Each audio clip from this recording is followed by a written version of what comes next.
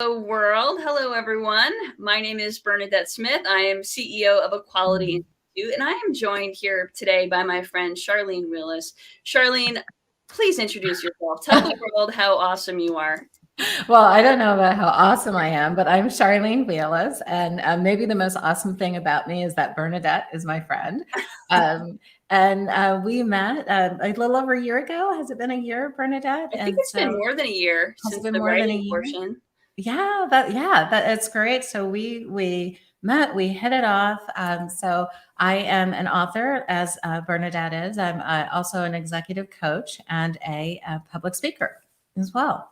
And Charlene, I feel like somehow we are bonded for life, and I'm grateful to have you as my friend, just a text away. So, Yes, um, yes, absolutely. thanks for being here today. Yeah, my So, pleasure. So today, everyone, we are starting the DEI double feature series, which I will Mhm. occasionally do here on LinkedIn Live.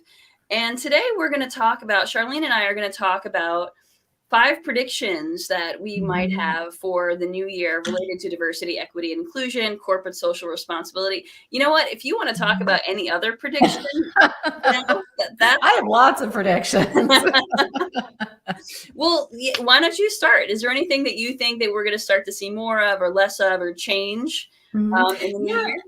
yeah, I think that we're going to see, when it comes to DE&I, I think that we're gonna see a much bigger focus and expectation, of employers to focus on impact over intent. I think initially there was a lot of talk about our intent and what we believe in and this and that, and I think people are gonna say, "Okay, it's all talk, enough is enough, let's see your impact." That's my biggest prediction for 2022 because I think that is a huge expectation, that employees will have of employers, that customers will have of the companies that they frequent and the places where they put their support. And I think that's going to lead the day. That's a great prediction, and I'm definitely Mhm. seeing more of that. Now, how do you think that that will be measured? What is the, how do we measure this Mhm. impact? Well, and I think that's going to be the real test of everything, right? Is because what gets measured gets done. We know that in business, and we're starting to see more and more companies are putting out their diversity reports. Yay! I'm really glad that they're doing that. I think that's hugely important because if you're not measuring it, then how do you even know? How do you even know you're making an impact? And Mhm. I think people are going to want to see, okay, if this is what your numbers looked like in 2020 or 2021, what do they look like in 2022? And if you aren't making progress, what are you doing about it? So I think there's going to be much more discussion and expectation as, DE&I is going to become a performance measure just like finance measures are today. Yeah, That's my prediction. What do you think? I completely agree. I absolutely agree because I'm actually writing in my newsletter tomorrow 5 Mhm. things. I'm writing about Twitter, which has Mhm. made some great progress Right. in their diversity numbers and like Mhm. specifically in their diversity targets. And one of the ways they do that, of course, is to have that those metrics Mhm. in their performance reviews for executives. So there's a level of Absolutely. accountability and Mhm. just by sharing it publicly, there's that accountability as well. So Right. I couldn't agree more. I think we're going to start Mhm. seeing more of that, that type of accountability and those types of impacts. Yeah, great. Absolutely. Mhm. So how do we get there? I mean, there's a lot of ways Mhm. to get there. My book talks about some of the ways to get there, but it Mhm. seems like there's a huge gap from what happens at the entry level to what happens higher up in organizations in terms of promotions. People of color, Right. women are far Mhm. less likely to get promoted out of that entry level position. Mhm. So there's a huge gap there. Now, what do you think are going to be some of the trends we see to help bridge that gap? Well, I can tell you, Bernadette, of the trends I hope I see, which which are, I'm happy for companies to look at how many women and minorities, BIPOC, whatever term you want to use, of people coming in the door. But what I really hope to see are companies looking at the employee experience throughout and not just measuring who's coming in the door, but what's happening once they get in the doors of your company, right? Are you looking at, when you have a freshman class come in, so to speak, and are you looking at what's happening to those employees within 5 years? Are a percentage of them ascending and a certain percentage are staying exactly the way where they were? And why is that? What are the differences? Because I'm a firm believer that if we believe that talent is equally distributed, then it doesn't make sense that it's not equally distributed throughout all levels of the organization. So the trend that I really hope I'm seeing, and I've heard companies that are paying attention to this. I've been able to sit down with a number of chief diversity officers of very large companies, many of the tech companies that we admire, and they're starting to look at that, or they're continuing to look at that. What's the trajectory, right? Because there's a real problem when you see that minorities and people of difference seem to be staying in those entry level and administration roles. And you're seeing people who are in the majority are ascending to middle management, senior management, and then leadership, and it just doesn't make sense. So my view, I'm really hoping that that companies will kind of call bullshit on themselves this year on that and say, okay, we're going to start paying attention to what's really happening in our organization. And by the way, if we all look alike, we're going to stop sitting around in a circle and saying, what do we need to do about the people who look different? Right? Here's an idea. Go ask them. Right? Ask them what they need. Right. So that's a trend. And of course, another trend I want to see is people buying your book and mine. That would be a great trend too. I have both of our books here. Oh yeah, look at you. You're in prepared. A little bit. My book is about, inclusion and system change, and your book's more about authenticity. So yes. They're great companion pieces. Yes, I think so too. And I've read Bernadette's book. I had the pleasure of reading it before it was published, and it is just fantastic. You've got a great construct in your book that I hope people will pay attention to and will adopt, because I think it's really strong. Thank you. And I love your book as well, because I think so many folks are afraid to be themselves, and there's a reason that they're afraid to be themselves. And this book is the book that gives you a swift kick in the ass to show up authentically at work and through your own stories. So yeah, I guess it does do that, right? There's a lot of truth telling in that book. Absolutely. There is. Well, I think that that's actually part of the barrier. Speaking of sort of the showing up authentically at work, I think that's part of the barrier to retention. Absolutely. And to promotions. And so what I'm predicting we're going to see more of this year is coaching of underrepresented employees, of emerging talent. So they are and sponsorship programs. They have a specific leadership development track that's going to enable them to get more stretch opportunities, get to be invited to have more of a seat at the table. So I predict that we're going to see more of those types of initiatives, more investment in that leadership development. As a coach, is that what you're seeing? I am seeing that in triplicate this year. And if I just think about it from the standpoint of the executives that I'm coaching, I'm seeing more and more executives who are saying, help me figure out how to create a culture so that my diverse employees can succeed. And then I'm also being approached by executives saying, can you help my diverse employees navigate the C-suite?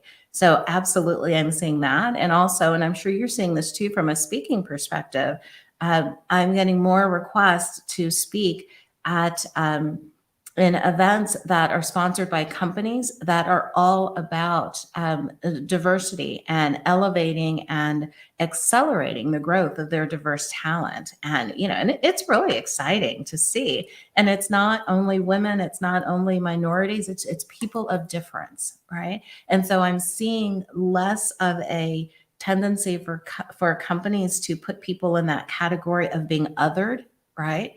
And more inclusive. And companies who are more interested, executives I coach are constantly asking me, how do I be more inclusive? What are my blind spots? And that's a new one, right? Because people weren't saying before, well, what are my blind spots? They're saying, what's the process, right? Give me the 1, 2, 3 steps to success. And now they're saying, help me be more self-aware. Tell me what I don't know. And I think that's pretty exciting to see, because that's personal growth. And if you can help people grow personally, leaders grow personally, they bring that into their corporations. It becomes part of the culture of how they operate. And that's what makes people feel like, yes, I can belong there. I can have a career there. I can be successful. I can be myself, right? Absolutely. So you're talking about creating that curiosity and that Mhm. self-awareness. That's some pretty great coaching skills there, Charlene. Because you're right. It isn't just about the Mhm. professional, right? And it Right. becomes personal. And when they can make that connection between the personal and the Mhm. professional, I think that we Right. start to see the the type of leadership that becomes Mhm. stickier, that becomes more Right. embedded, and not sort of this Mhm. sort of I'm this work person and I'm this other person. I think it becomes more Right. integrated. But Yeah. in terms of talking about, diversity broader than identity-based diversity, Mhm. do you think that at all reduces or dilutes, I should say, the necessity of racial justice? Wow, that's been a hot topic, right? There have been lots of discussions, and I've been in them now, that's saying because we are opening the aperture, we're broadening, is that diluting other efforts or other needs? And I don't think that it has to be that way at all. I think that the onus, of course, is on the leader to recognize if you're going so broad that you're diluting everything, that you need to kind of pause and see what's happening within your organization and what's happening around you. Um, I worry, quite frankly, that racial justice will be put to the back seat as companies move forward. With companies tend to pay attention to what's right in front of them and then move on. So I do worry about that. But quite frankly, every day I wake up, I look at the news, I see what's happening in the political realm, and I get less concerned about that because they're giving us all kinds of reasons to keep racial equity at the forefront of our minds. But I do think that it's worth it to caution leaders to make sure that they are not forgetting about this. I mean, this has been a problem in our country, globally, but in our country for hundreds of years, right? What do companies do? They solve problems. You Mhm. know, we got to get this thing solved, right? I mean, it's not going to be tomorrow, but it can't be the 99 years that the McKinsey study said last year to reach equity. That's ridiculous, right? That's ridiculous. It needs to be in our lifetime. Well, that's the thing, Charlene, is that it is solvable. Right. It's all systemic. It's all structural, not all of it, but so much of the Absolutely. inequity is based on systems Hmm. and Yes. structures and the way things have always been done. Hmm. But for those different systems and structures, there are processes. And if we can change the Right. processes to build inclusion into the Hmm. process, Right. then we can make that kind of change more rapidly. But it's Hmm. change, and Yeah. and Yeah. change is hard. Change is hard, but it's necessary. We Mhm. are approaching, it's not going to be that much longer before we have the minority majority, right? No, it's And younger than 18, actually. right. Yeah, exactly. And so, as companies, we have to change. Leaders of our companies, we have to change, or else we're going to be equipped to serve an audience that it doesn't exist. Right. Yeah. You talk about that. If there's anything companies understand, it's customer targeting, right? Right. So we absolutely have to change. And to your point about the system, you know, something when I talk with executives often is I'll remind them because I'll say, yes, I know we need to fix the system, right? The system isn't really broken. The system operates exactly like it was intended to, right? To advantage one group of people and disadvantage everybody else. So picking up on your language, we have to change those systems, right? Mhm. And make those systems focused on equity and justice and in being inclusive. And so, for all of your viewers out there and your listeners, when they're thinking, yes, we need to fix the system. No, you don't need to fix the system. You need to change the system. Let's dismantle it and build a new one, right? Because there is room for everybody.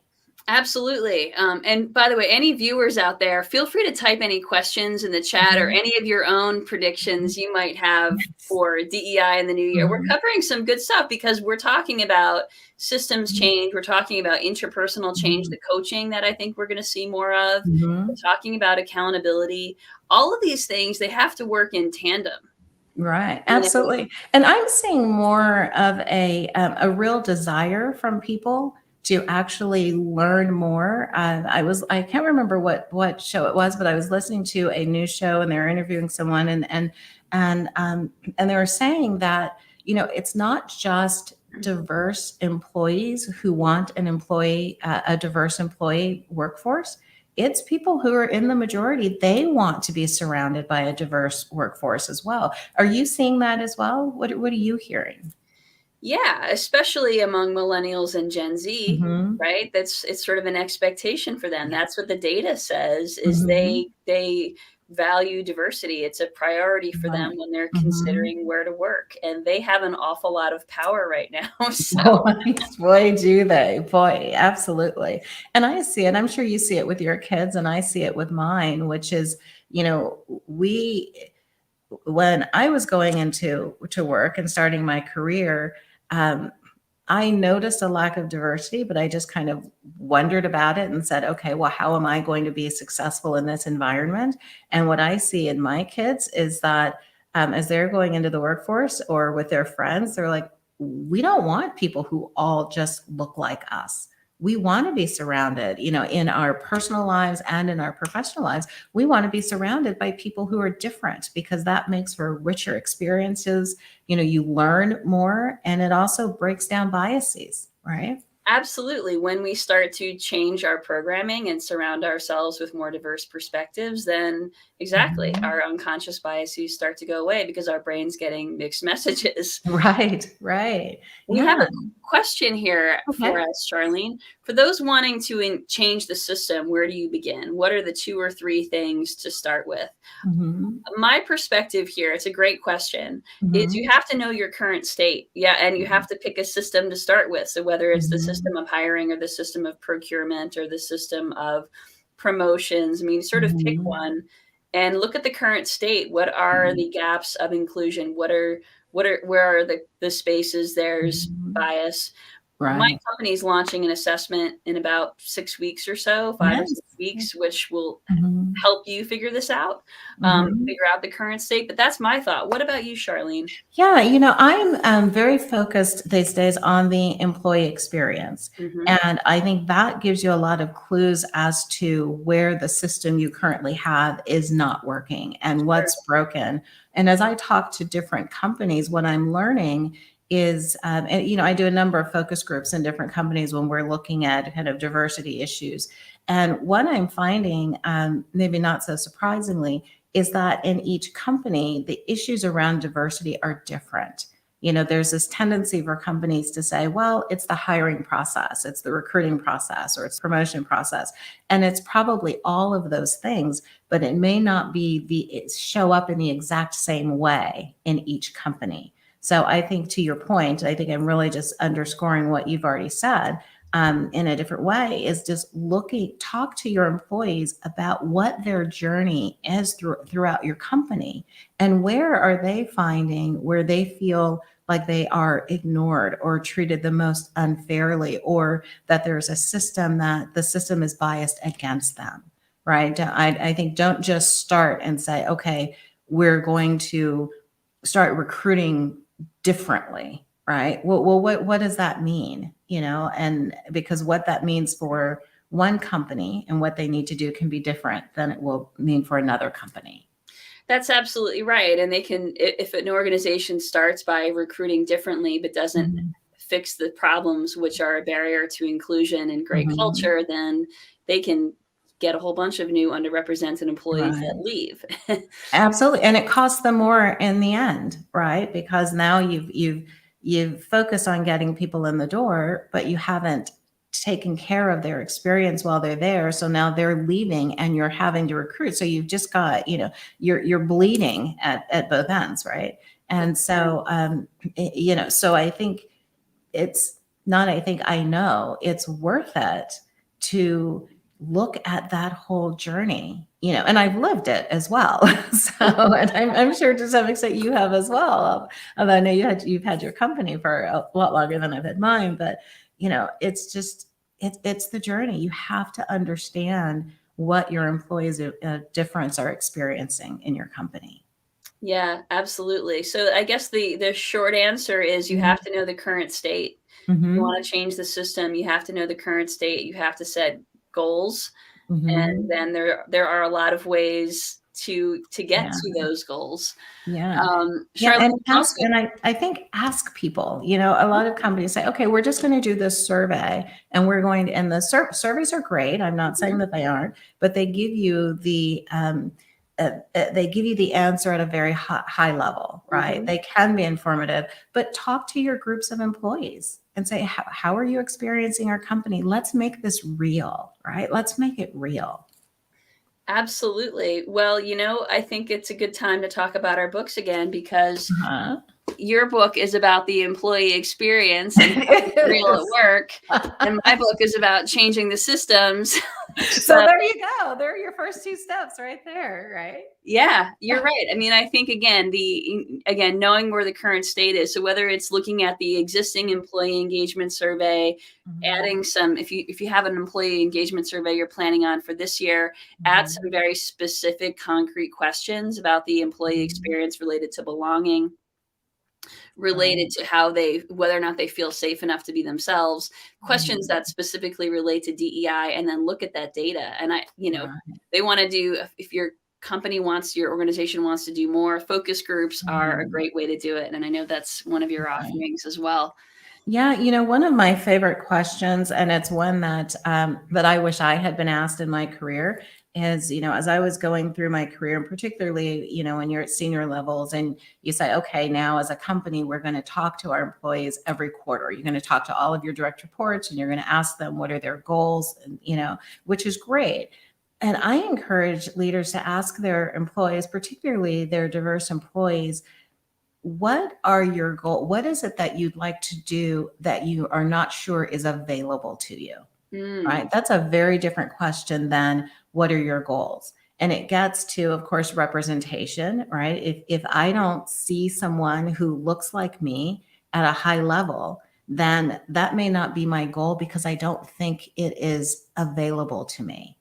Right. And so I think it's really important to ask that question, not just where do you want to go? What are you trying to do? It is, what are you aspiring to that you're not sure is available to you? That's a very different conversation. It is a different conversation, and I love it. That's a great question. And I wonder how many employees feel safe enough to answer. Right. Right. I mean, do they feel psychologically safe to be vulnerable enough to say, well, I mean, that's a deep question. Hopefully it is. Yeah. Give some time for it to be, hopefully the people who ask the questions don't expect the employee to answer on the spot, because. Right. I mean, that's one of those questions that you want to send your folks in advance and say, this is something that we're going to talk about. But, if we're going to break down barriers, if we're really going to be invested in people's success, then and what they want, how they define success, right? Not how the hierarchy defines success, but how they define success.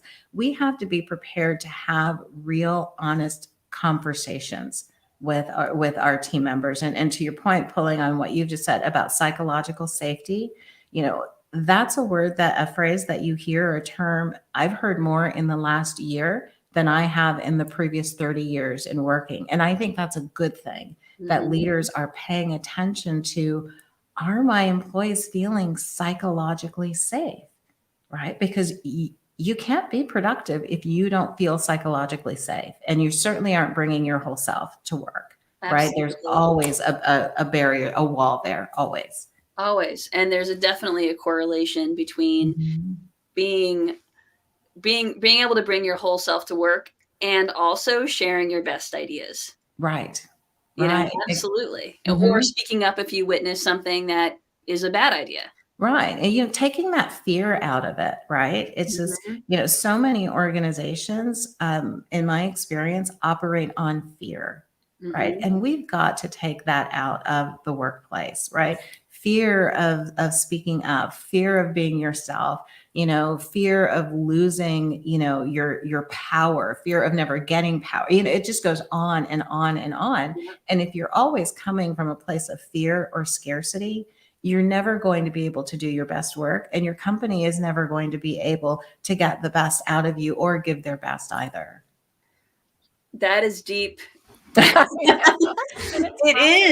It is because it speaks to so much, right? It speaks to power, it speaks to privilege, it speaks to our own trauma. I mean, it's the fear can come from so many different places. The scarcity mindset is really hard to overcome. Right. And It's such a huge barrier though, Mhm. and I just think about, in my career, so often I was the only, right? And, and the pressure was just so intense to fit in, to be something that was not natural to me, just so that I could be successful. And if you're spending 50% of your time just worrying about whether or not you fit, then you're only spending 50% of your time thinking about how you can make the company better. Right. Right. And I so wanted to just say, this is me, right? I like bright colors. I like, I have a big personality. Let me be my big personality at work, Mhm. and stop trying to get me to wear gray all the time, for God's sakes. you know? Knowing you as I do, I can imagine how hard it must have been to Mhm. stifle that, because Right. you're bold, you're blingy, you've Right. got so much Right. energy, right? So it must have been really challenging for you to sort of keep that in. Yeah, it was challenging, but then it became the norm, right? And Sure. so I didn't recognize how stifling it was until, as you know, I battled through an illness, and so I stepped out of the workplace in order to do that. Mhm. And I didn't realize how stifling it was until I came back into the workplace. And that's when I made my own personal decision that said, this is me. And of course, it's why I wrote my book, and why the title of my book is You Are Enough, right? Because it's, own your power, own yourself, be yourself. You're everything you need to be, right? Don't let someone else turn you into something you're not. Anyway, I don't want to get on my soapbox because I can do that about this, as you know. We have some more questions here. Are Mm. you good going over time a little bit? Oh, sure, sure. I'm good. Okay. Mhm. There's a question here about the how. Is there a good way to encourage leaders to create psychologically safe teams in a way that is respectful to individualistic choice, or have it Mhm. somehow embedded in the culture? Yeah, I think embedding it in the culture is hard because it's a worthwhile goal, but that takes time. And I'm going to go back and sound a little bit like a broken record. Is you have to talk to people. You have to ask them. As an example, a lot of companies, and I've been in companies that said, okay, respect is a value for us. We are going to make sure everybody feels respected. Well, what makes me feel respected may be different than what makes you feel respected. And the only way that as a leader, that I'm going to succeed in that is if I ask you, or if I open the lines of communication and build enough trust, right? That you can say to me, Charlene, when you do X, I don't feel respected, right? And I have to be strong enough as a leader to not be offended by that, but instead to say, Bernadette, thank you for telling me this, right? And sometimes it has to come from the employee to the leader, right? We want to think that leaders know everything, and they're just these sage individuals, and we all know that that's not necessarily the case. And sometimes it has to be the employee that says, I really respect you, but I don't feel safe around you. I don't feel like I can speak my truth because I feel like you shut me down, right? I think we just Mhm. have to all take that deep breath and have those conversations, because everything to me starts with a good conversation. Yeah, I agree. I absolutely agree, and I think there are a couple of things there I wanted to build on. Mhm. One is the importance of values. And if an organization Mhm. is really about living its core values, Mhm. and those values are everywhere, they're sort of Right. embedded into all of the things, then if respect is one of those values, then Right. employees are going to feel more safe Mhm. using that as a way to sort of call out their leader, Right. right? Right. Yeah, Um, when it comes to values, I always say beware the point of lamination, right? Because once they're put on a card and laminated, it's just somehow they kind of lose their power. yeah, absolutely, absolutely. Well, I have another comment, another sort of Mhm. follow up to that, and I think this is something that leaders can do. So, for those of you who are leaders out there and you are trying to create more Mhm. psychological safety, I think that it really starts with sharing a little bit yourself.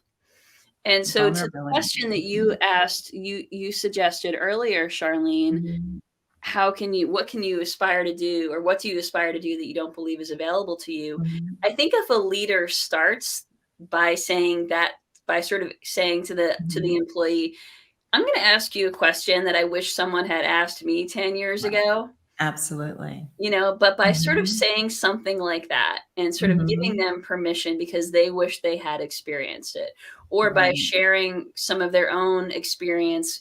When I first started here, it was really Mhm. tough because of X, or that Right. time that I was going through X, my work life Mhm. balance was really off kilter.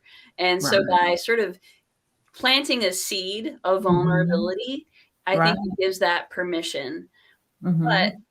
Yeah. it doesn't Just have to be the oversharing. I think that's sort of right. when I talk about this, I think people sort of think, okay, well, you're telling us to overshare. Yeah. The line is actually Yeah. not even that thin of a line. Like you Right. can figure it out. Yeah, you can. And, for a long time, I was one of those leaders who undershared in a very big way. It's like there was my business life and there was my personal life, and never shall the two meet. And once I stopped focusing on that and brought all parts of my life together, the richness, both at work and in my personal life, was just immeasurable. And I became a better leader because of it, because I became human to my team, right? I wasn't this automaton that showed up in a suit and was just striving for perfection every day. I just allowed myself to be human. And I think one thing for leaders and employees, for all of us, there are so many negatives obviously around the pandemic. One positive thing to come out of this, I think, is that because we've all been virtual for so long, that after initially everybody put up their virtual screens and this and that, and then they finally just kind of let all that come down, and they're in their homes, they're in their spaces, and you're able to see different parts of someone Mhm. that they would have never shown you when you were going into the office. And so I always try to remind people, don't let that go. When you go back into the office, I have, as you know, Bernadette, I have two dogs that Zoom bomb all the time, Mhm. and when we first started in the virtual world, I made sure I locked the dogs up. I make sure I had this and this. And then after a while, it was like, you know what? This is just me and this is my life. And I want to see you and your life. And if that means you have a toddler that Zoom bombs your call, you know what? You're just human, right? You're just human. And now I have another way to connect with you that I That's didn't it. have before, right? And so, it's just all about being human, having empathy, having compassion, right? And leading with those things. Those are strengths. They're not points of weakness. And they're places where whatever differences we have, we can connect, Right. Right. right? I mean, Yeah. Yeah. because we The all number of have people that ask me about this piano and say, "Oh, what do you play?" And then I say, "Oh, I don't play." But that's a whole nother story for another day. But they're just different things where you can connect. I see people and they have artwork. It's like, "Oh, I see you're a fan of this particular type of art. Let's talk about that." Mhm. Right? Let's be normal together. Let's be human. Absolutely. I had someone just type in the chat your advice to anchor on building trust, core values Mhm. like respect and sharing more at just the just human level works. Mhm. It's great Right. advice. Charlene is a coach, so she knows her stuff. And And also she wrote a really great book. So check out You You're Are so Enough. nice. Yeah. Charlene, you have an audiobook out. My audiobook's coming out on Oh, great. I can't wait to get it. February 1st. Uh-huh. One of the cool things about an audiobook is you get to hear the story in the voice, in your own authentic voice. And I think that's what's particularly compelling about yours, right? Is because so much of your book is about your journey and your story and your experience. So it really resonates, thank you. Over audio. So, do you want to just spend a couple minutes talking about the book experience and what it's been like for you having, now that you're a published author, all that good stuff? Yeah, it's been interesting, Bernadette, because I think I mentioned to you, I didn't set out to become an author. I just set out to write a book because I had a lot to say, right, about being, a Black woman climbing the corporate ladder. I wanted to tell that story. I wanted to tell the story of not feeling like you were enough. And I wanted to tell the story of overcoming adversity and an illness and all of those things. So, I told my story, but what I didn't realize was how much it was going to resonate with other people. And so it's been really interesting it's enabled me to connect with people who I don't know, but in such a way, and people they write me some of the most beautiful notes about, men and women. It's like, I started reading your book thinking I was reading your story. And by the end, I felt like I was reading my story, and that, on that journey. And it's like to be able to touch people in that way, has just been fantastic. And I just never thought about that, and people tell me all the time, they'll say, oh my gosh, it took me 2 years to write my book. It took me 3 years to write my book. How long did it take you? I was like, I don't know. It took me like 2.5 months, like, what are you talking about? And I think it's because I wasn't focused on writing a book, right? I was just focused on saying what I felt needed to be said, which, and it turned out to be very cathartic, but that was not one of my goals at all in writing the book. And in the audiobook was really an interesting process. And with yours coming out, I'm sure, recording it, particularly when you're telling your story, was very emotional for me, and there are some parts, and I think when I'm narrating my own story, there are some parts where my voice cracks in there because it was so emotional to me, for me. Sure. But I'm really glad I did it, and I'm glad it's over. And it was a really great experience. Right. Great. Well, we will make sure the link to your book and your audiobook get posted in the comments, and the link to your website as well. For me, my book does talk a little bit about my own experiences and my own stories, but it's my book is relentlessly practical. Let's just put it that way. But you know what? It's also a reflection of you because you're very practical too, right? I do. I mean, I like to consider myself a practical idealist. Right. Because I'm definitely an idealist, but I like to get tactical about it. So, and that's why we get along so well, because no one would ever describe me as practical. And so I need that. So I'm attracted to people who are practical, right? It's grounding, because, right? It's the yin yang of your life, right? Exactly. Well, I think that, the audiobook for me wasn't so much of a vulnerable experience. It was just sort of like something I wanted to do because for me, it's just thinking about like knowing that my purpose is to create spaces where people can live, work, play authentically, no matter who they are, to be themselves authentically because they feel safe. Right. And so for me, the audiobook was just about creating another way to get this message out. Right. Well, that's in living in your purpose, right? I mean, there's nothing better than living in your purpose. And I know people say, maybe purpose has been overused these days, but there's a very different feeling when you're living in your purpose. And so I think if you can help people do that, when you help people do that, I think it's just amazing. I think it's absolutely amazing, Bernadette. It is amazing, and we're changing the world, you and I. Yeah. One speech, one book, one That's everything right. at a time, Save the right? world one speech at a time. That's right. Charlene and I know each other from Heroic Public Speaking, which is a very intense, amazing speaker training program that we both completed in the same cohort. And so one of the, I guess the slogan or the mission of Heroic Public Speaking is to save the world one speech at a time. So Right. Absolutely. that's Yes. what we're doing. And I'm really I'm grateful to be on this journey with you. I feel like we're bonded for life, and I'm glad to have you as my friend. And Yes. I'm proud to know you. So thank you Yes. for being here with me today. Oh, of course. Thank you. I appreciate you, Bernadette. Yeah, thank you. And hope everyone out there has a great weekend. Great. See you Thanks for later. joining DEI Double Feature. Take Yeah. care. Bye. Bye.